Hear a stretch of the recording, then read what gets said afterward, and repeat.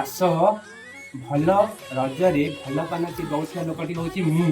ଜୀବନରେ କେବେ ପାନ ଖାଇ ନଥିବେ। ପାନ ଆସନ୍ତୁ କେମିତି ଭଙ୍ଗା ହବ ଆଉ କେମିତି ପ୍ରକାର ତାକୁ ଖିଆ ହବ ଆସନ୍ତୁ ଦେଖିବା। Let's go. ଫାଷ୍ଟ ଚୂନ ଟିକେ ନେଲି, ଭଲସେ ଟିକେ ନାକୁ ମାରିଦେଲି। ତାପରେ ନିଲମ ଟିକେ ନେଲି, ନିଲମ ଟିକେ ଭଲସେ ମାରିଦେଲି। ତାପରେ ମିଠା ଡର ଟିକେ ନେଲି, ମିଠା ଡର ଟିକେ ପକେଇଦେଲି। ତାପରେ ଗୁଆ ଦି ଖଣ୍ଡ ପକେଇଦେଲି।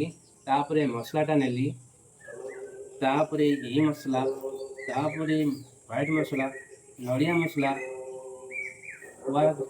ଗୁଆ ଘିଅ ମସଲା ଆଉ ନାଲି ମସଲା।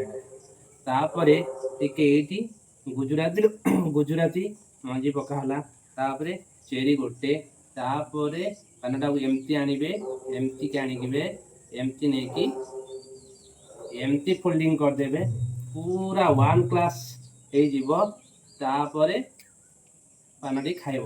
ଫାଷ୍ଟ ମୁଁ ଖାଇଦେଉଛି, ତାପରେ ଯିଏ ଖାଇବ ମୋତେ କମେଣ୍ଟ କରିବ। ୱାଓ କି ଟେଷ୍ଟ! ଜିଙ୍ଗାଲାଲା।